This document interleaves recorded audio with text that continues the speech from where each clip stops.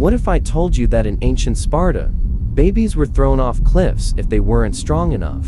That children as young as 7 were ripped from their mother's arms and turned into killing machines? Today, we're diving into the brutal reality behind the legendary warriors of Sparta, a society so ruthless that they turned human beings into weapons of war. You think you know the story of the 300? You haven't seen anything yet. Today, we step into the world of Sparta, the most feared military society of ancient Greece. Their legend is remembered for their unwavering discipline, their brutal training, and their soldiers who became symbols of courage across the ages. Located in the rugged valley of Laconia, in the southern Peloponnese, Sparta stood apart from other Greek city-states. While Athens became known for philosophy, democracy, and the arts, Sparta charted a very different course, one shaped almost entirely around war. From birth, Spartans were subject to the authority of the state. Newborns were inspected for health and strength. The unfit were discarded, while the strong were destined for a life of service. At the age of 7, boys were removed from their homes and entered the Agōgē, a harsh, state-controlled education. Here, they were taught endurance, obedience, and combat. They were deliberately exposed to hunger, cold, and punishment, learning to survive with little. Pain was not something to avoid. It was something to master. By the end of their training, they were not simply men, but weapons crafted by the state.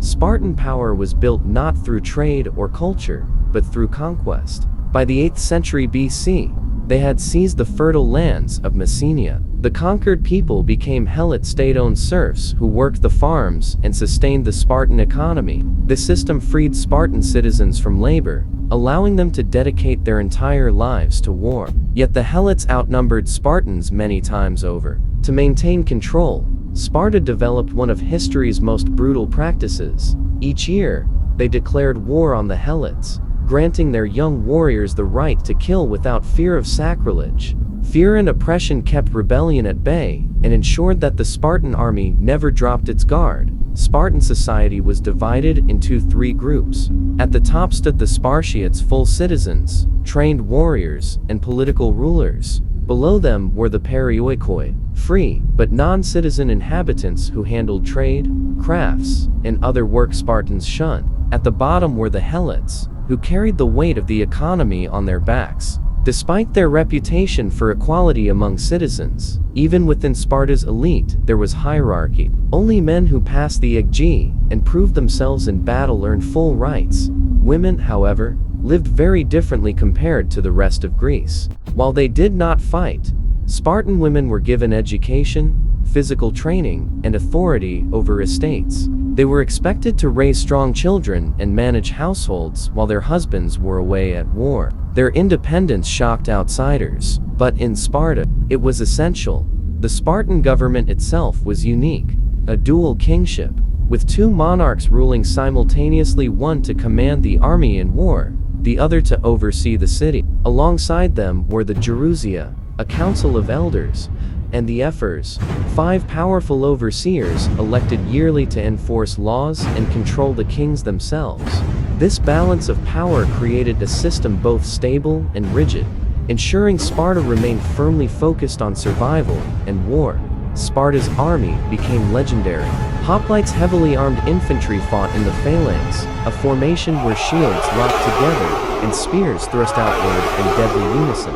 A single hoplite steps forward, fully armored with spear and shield. Discipline and unity, not individual heroism, defined their strength. To break the Spartan line was nearly impossible. Their fame reached its peak during the Persian Wars. At Thermopylae in 480 BCE, King Leonidas and his 300 Spartans, joined by several thousand Greek allies, held the narrow pass against the vast Persian army of Xerxes. Though they were eventually overwhelmed, their stand became immortalized as a symbol of courage against impossible odds. But Sparta's dominance did not end there. After defeating Athens in the Peloponnesian War in 404 BCE, Sparta emerged as the leading power of Greece. For a brief moment, they stood unrivaled. Yet victory carried its own downfall. Constant warfare drained their numbers, while dependence on the Helots made their society brittle. When new enemies rose, Sparta lacked the population and resources to adapt. By the 4th century BC, Thebes shattered Sparta's power at the Battle of Leuctra. Never again would Sparta dominate Greece as it once had. Though they lingered as a regional force, their age of supremacy had passed. And yet, the legacy of Sparta endures. They left behind no grand monuments, no vast libraries, no golden empires. Instead, their memory survives through the stories of their discipline, their sacrifice, and their unyielding devotion to duty. To this day, the name Sparta remains a symbol of endurance and warrior spirit, a reminder of a society that chose the path of war above all else.